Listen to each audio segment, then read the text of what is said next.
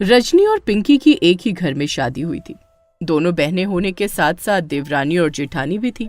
दोनों बहनों में आपस में बहुत प्रेम और स्नेह था। बड़ी बहन रजनी की कोई संतान नहीं थी, वहीं छोटी बहन पिंकी की एक बेटी मुन्नी थी। रजनी की कोई संतान न होने के कारण वो मुन्नी को ही अपनी बेटी मानती थी। साथ में रजनी ने अपना दिल बहलाने के लिए एक गाय भी रखी थी। उसकी गाय बहुत ही भली थी। वो भी अपनी मालकिन के प्यार का बहुत आदर और सम्मान करती थी। उसका एक चुलबुला और शरारती सा बछड़ा था। मुन्नी उस बछड़े के साथ बहुत प्रेम करती थी।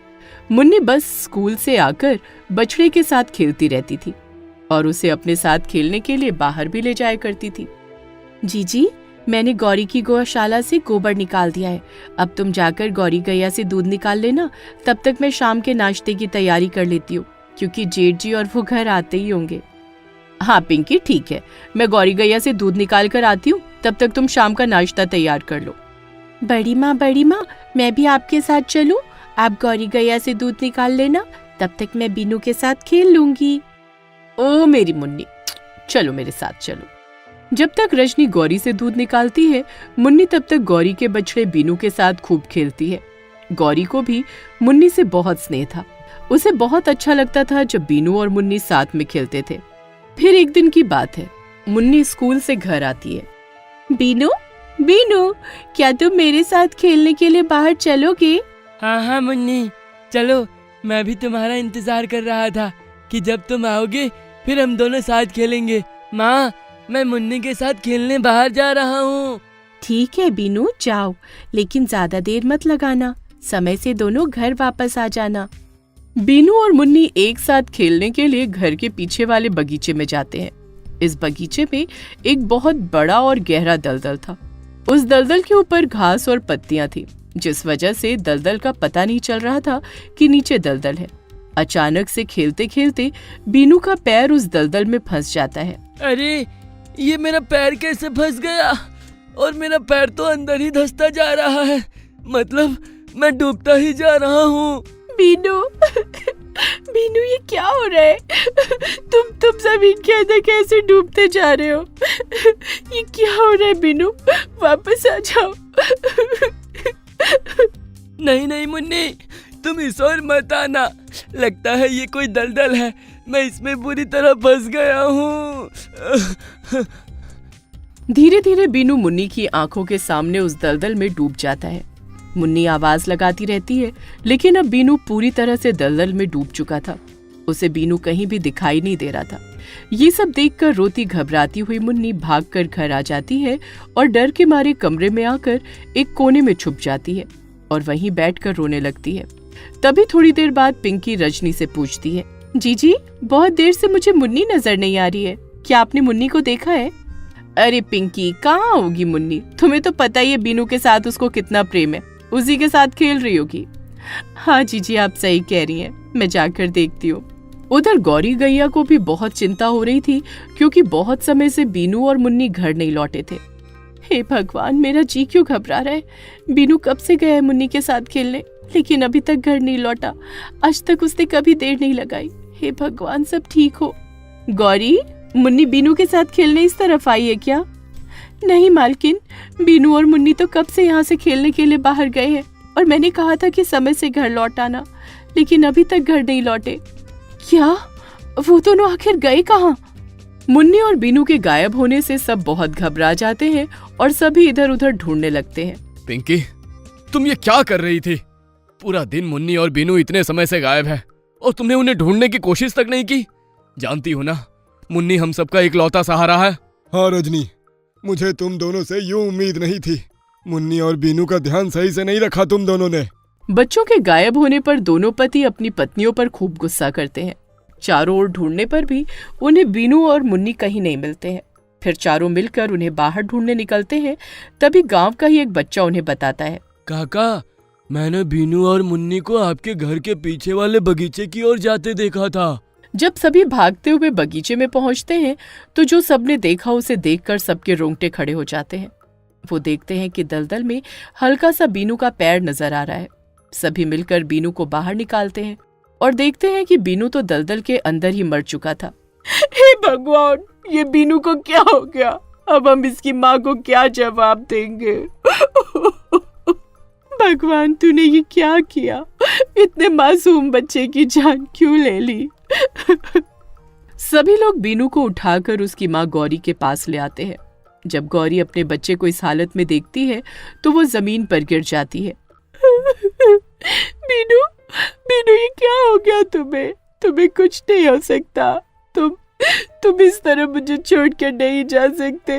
मालकिन, मालकिन, आप दोनों क्यों रो रही हैं? अब चुप हो जाइए। मेरे बीनू को कुछ नहीं हुआ है, वो जिंदा है, वो मर नहीं सकता। वो मुझे छोड़कर कहीं नहीं जा सकता। बीनू, बेटा, बेटा उठो, उठो, तुम्हें भूख लगी होगी ना? तुम्हारे लिए मैंने तुम्हारी पसंदीदा हरी हरी पत्तियां देखो एक तरफ करके रखी है। तुम्हें हरी हरी पत्तियां बहुत पसंद है ना? चलो चलो, उठकर खा लो। भैया, हमें बीनू को सूरज ढलने से पहले दफनाने के लिए ले जाना होगा। सूरज ढलने ही वाला है, हमें इसी समय बीनू की लाश को ले जाना होगा। हाँ राजेश, तुम सही कह रहे हो। चलो ले चलो इसे। राजेश और कमल के साथ कुछ गांव वाले भी बीनू की लाश को उठाकर पास के ही जंगल में दफन करने के लिए ले जाते हैं। कहाँ ले जा रहे हो मेरे बच्चे को? छोड़ो, छोड़ो, वो मरा नहीं, वो जिंदा है। मालकिन, मालकिन, रोकिए सबको, मेरे बच्चे को क्यों ले जा रहे हैं? बीनू को सब लोग मिलकर जंगल में दफना देते हैं। वहीं गौरी बीनू की मौत के सदमे से बहुत बीमार रहने लगी। अब तो उसने खाना पीना भी छोड़ दिया। राजेश और कमल अपनी गाय के इलाज के लिए बहुत बड़े बड़े डॉक्टर बुलाते हैं, लेकिन गौरी फिर भी ठीक नहीं होती और कुछ ही दिनों में वो भी मर जाती है। उसे भी उसी जंगल में बीनू की ही समाधि के साथ दफन किया जाता है।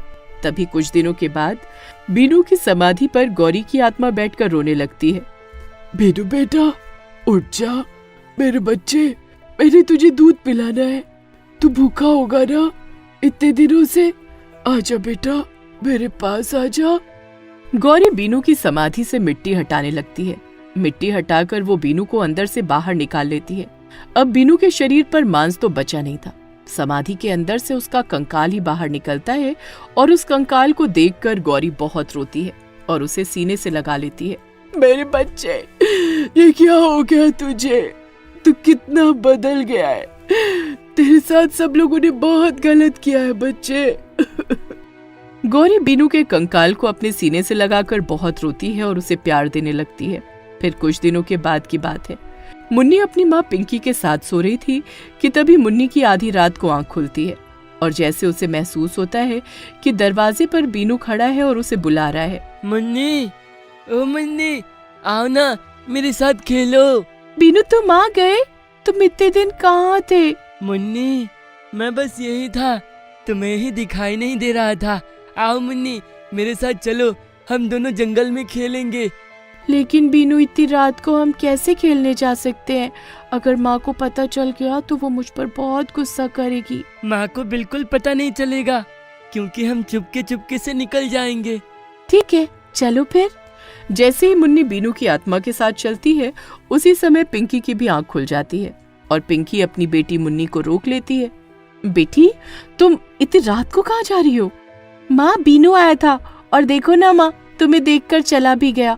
वो बोल रहा था कि वो कहीं नहीं गया था, वो यहीं था और वो मुझे अपने साथ खेलने के लिए बुला रहा है। माँ, नहीं मुन्नी, तुम ऐसी किसी के कहने में आकर कहीं मत जाना। बीनू और उसकी माँ मर चुके हैं। तुम कहीं मत जाना। सुना तुमने? वो बीनू नहीं, उसकी आत्मा थी जो तुम्हें बुला रही है। वादा करो मुझसे, तुम ऐसी किसी के भी बुलाने पर कभी नहीं जाओगी।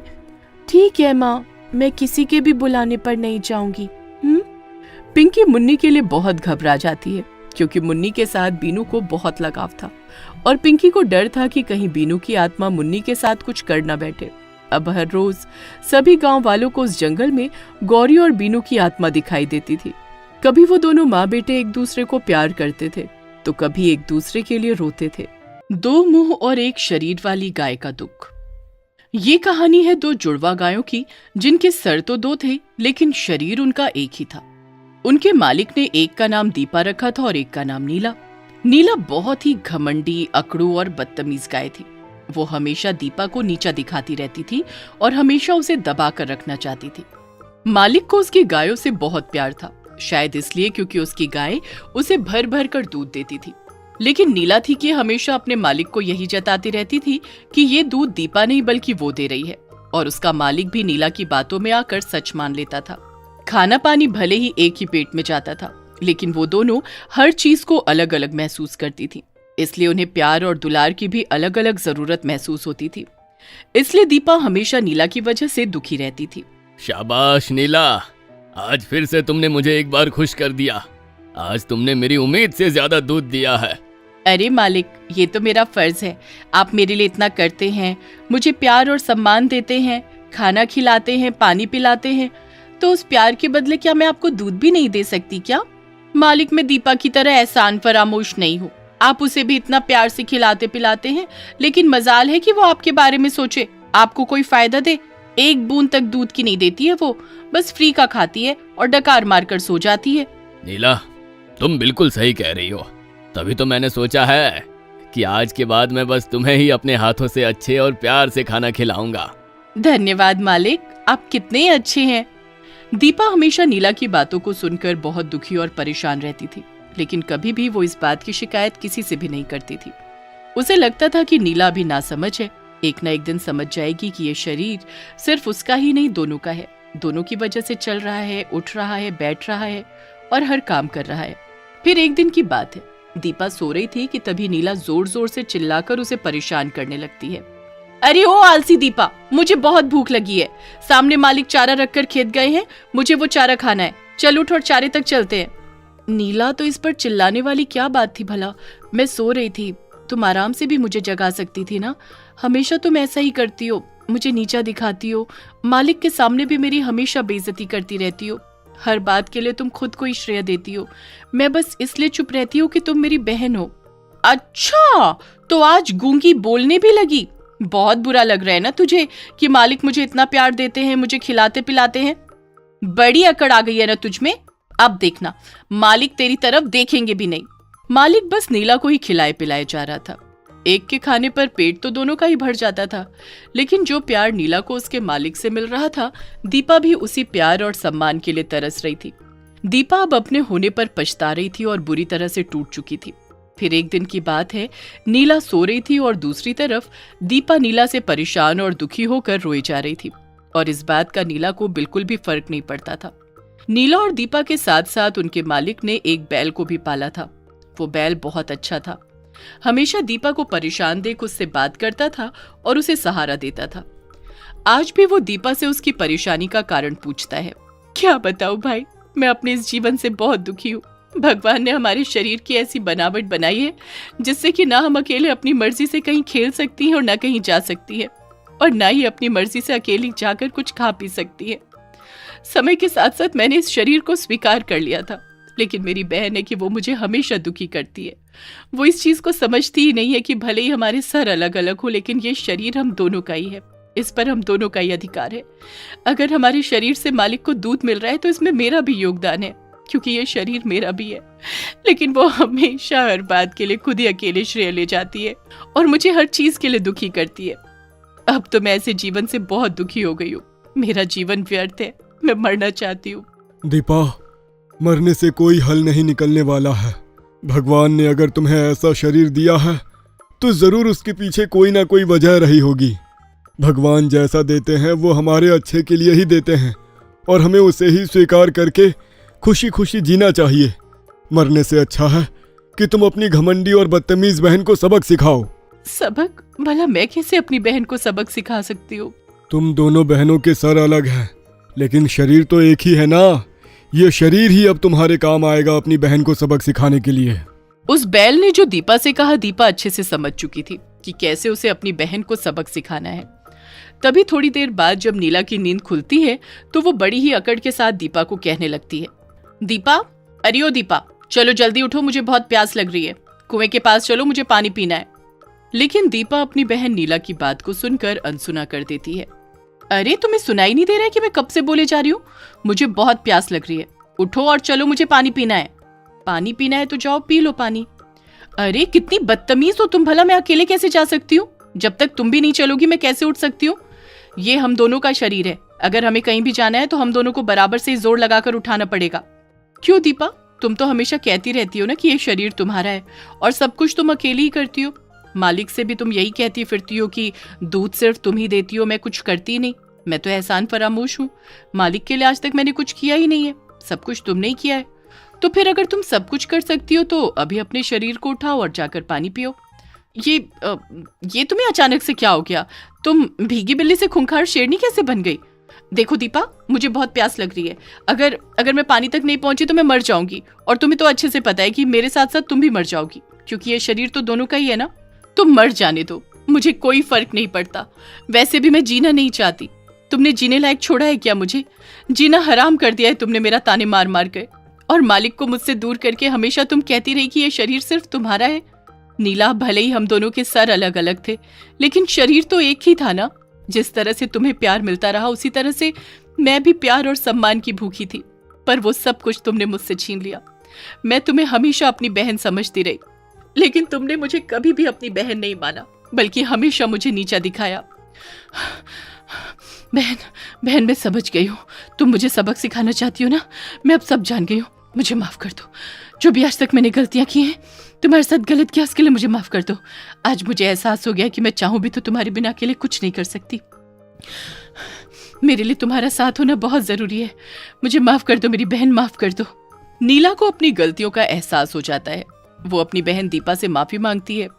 वहीं दीपा को अपनी बहन को पानी के लिए तड़पता हुआ देखकर अंदर ही अंदर बहुत बुरा लग रहा था। फिर जैसे ही नीला को अपनी गलतियों का एहसास हुआ, दीपा झट से उठी और अपनी बहन का साथ देकर पानी के कुएं के पास जा पहुंची।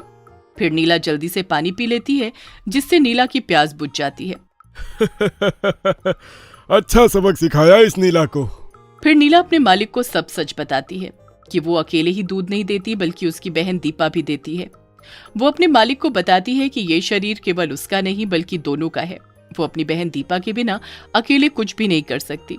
हर काम के लिए दोनों का होना बहुत जरूरी है। वो तो अकेले कहीं जा भी नहीं सकती है जब तक कि उसकी बहन की इजाजत ना हो। इसके बाद उसका मालिक भी बात को समझकर दीपा से माफी मांगता है और फिर वो दीपा को भी नीला जैसा ही आदर और सम्मान देता है और बहुत अच्छे से दोनों को खिलाता पिलाता है। अब दीपा अपने होने पर बहुत खुश थी। वहीं नीला भी अपनी बहन के साथ पहले से बेहतर व्यवहार करती है। यदि आप ऐसी कहानियां और देखना चाहते हैं तो हमारे चैनल को सब्सक्राइब करें और बेल आइकन पर क्लिक करें ताकि हमारी सारी नई वीडियोस आप सबसे पहले देख सकें।